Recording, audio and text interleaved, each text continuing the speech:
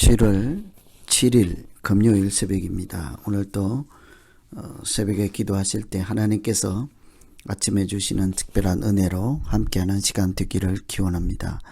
오늘 같이 기도하실 말씀은 예레미야 1장 11절에서 19절까지 말씀입니다. 그 중에 11절입니다. 여호와의 이 말씀이 또 내게 임하니라 이르시되 예레미야야 네가 무엇을 보느냐 하시매 내가 대답하되 내가 살구나무 가지를 보나이다. 아멘. 하나님의 말씀이 예레미야에게 임하여서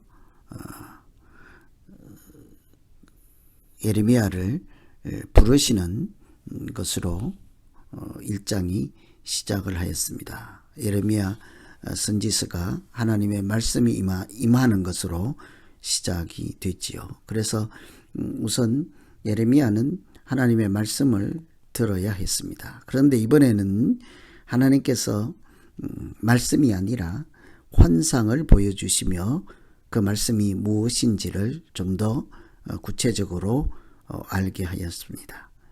예레미야의 사명은 하나님의 백성들이 죄로 인해서 특히 우상을 숭배하는 죄로 인해서 외세인 다른 나라의 침략으로 파멸당할 것을 예언하는, 그래서 그 백성들로 하여금 하나님께로 돌아오게 하는 것이 예레미야의 사명이었죠.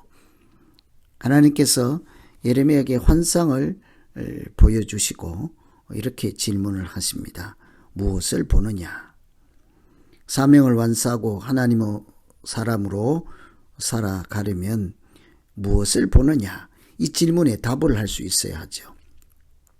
환상을 보고도 무엇을 보는지 보는 것이 없고 보아도 알 수가 없으면 하나님의 뜻을 잘 수행할 수가 없기 때문입니다. 그래서 오늘은 무엇을 보느냐고 하시는 하나님의 질문에 우리가 어떻게 답을 해야 할지, 또 무엇을 보아야 하나님의 사람으로 잘 살아갈 수 있을지를 생각하며 기도하시면 되겠습니다.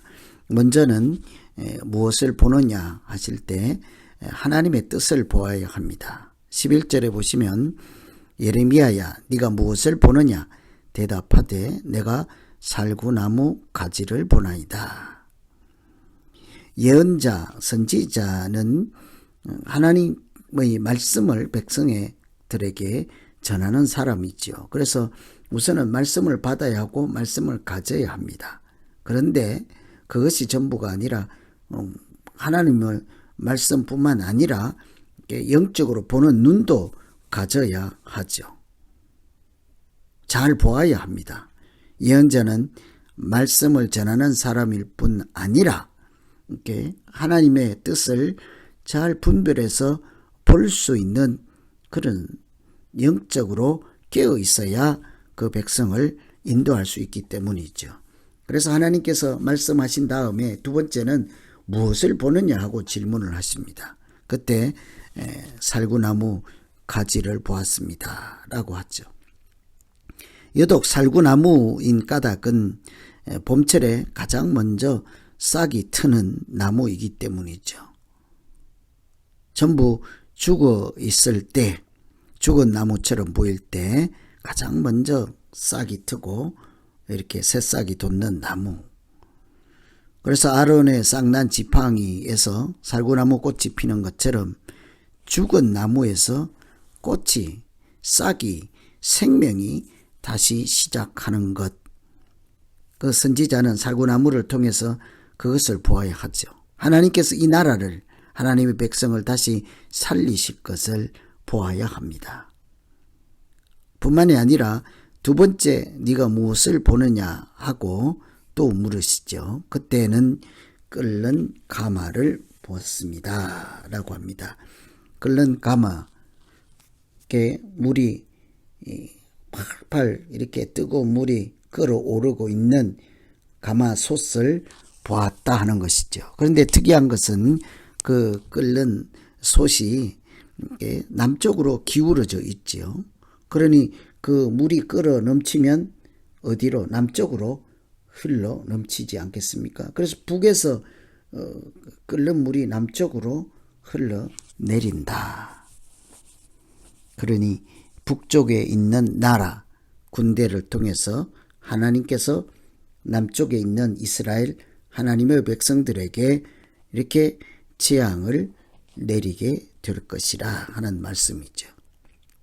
그래서 사실은 이 환상은 하나님께서 심판을 하시고 나중에 회복시킬 거라 하는 하나님의 뜻을 환상을 통해서 볼 수 있어야 이 예레미야 선지자는 하나님의 사람으로 살아가고 백성들을 영적으로 인도해 낼 수가 있는 것이죠. 그래서 하나님의 말씀을 가진 자들은 하나님의 뜻을 환상이든지 또 기도에서든지 말씀이든지 하나님의 뜻, 하나님의 계획하심을 잘 깨닫고 알아야 그 말씀 사역자로서 본분을 다할 수가 있는 것입니다. 우리 신앙도 마찬가지이죠. 무엇을 통해서 어떤 경로를 통해서든지 하나님의 말씀과 하나님의 계획하심을 잘 볼 수 있어야 하나님 나라를 세우는 그 일에 참여하고 또 영적인 지도자로 살아가게 될 것입니다. 그래서 무엇을 보느냐 할 때 나무나 솥뿐만 아니라 하나님의 뜻을 보아야 하죠. 두 번째는 하나님의 사랑을 볼 수 있어야 합니다. 18절에 보시면 보라 내가 오늘날 너로 그 온 땅과 유다 왕들과 그 족장들과 그 제사장들과 그 땅 백성 앞에 견고한 성읍 쇠기둥 노성벽이 되게 하였은즉 하나님께서 이 예레미야에게 너는 허리를 동이라 그랬죠. 이 말씀은 이렇게 사역을 하는데 적합지 아니하는 방해되는 모든 것으로부터 이렇게 자유할 수 있도록 단단한 준비와 결심을 하고 이렇게 결단하고 이렇게 확신에 차서 이렇게 그 일을 감당할 수 있어야 한다는 말씀으로 이해할 수 있을 것입니다. 아무리 예레미야가 결심하고 굳은 의지로 이렇게 임한다 할지라도 사실은 모든 사람으로부터 공격을 받고 비난을 당하고 국가의 왕이나 다른 나라 백성들에게 이렇게 비난을 받을 경우 참 견디기가 어렵죠. 그래서 이 오늘날 또 사역자들이 흔들리지 않고 하나님의 사람으로 살아가는 것 쉬운 일이 아닙니다. 그냥 자기 추측이나 자기 이렇게 오해나 또는 뭐 상상이나 또는 다른 사람의 말을 듣거나 여러 경로를 통해서 이렇게 오는 비난 또 반대 또 저항 또 데모 뭐 여러 가지의 시련 시험 또 이런 장애 이런 것을 만날 수밖에 없겠죠. 그래서 견딜 수가 없을 그런 경우가 많습니다. 그런데 그런 사역자를 하나님의 사람인 예레미야를 하나님이 그냥 두시지 않지요. 뭐라고 하십니까? 그것이 바로 18절입니다. 너를 견고한 성읍이 되게 하고 쇠기둥이 되게 하고 놋성벽이 되게 할 것이라.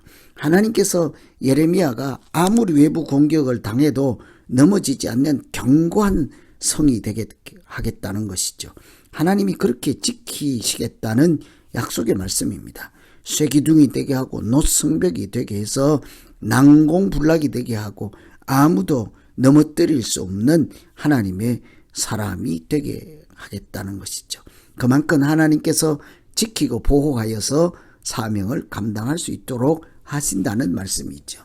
이런 사역자는 하나님이 함께 하시고 지키시고 인도하시고 하나님이 이루시는 이런 하나님의 사랑을 보아야 비로소 흔들리지 않고 중심을 잡고 어떤 경우에도 사명의 길로 나아가게 되는 것입니다.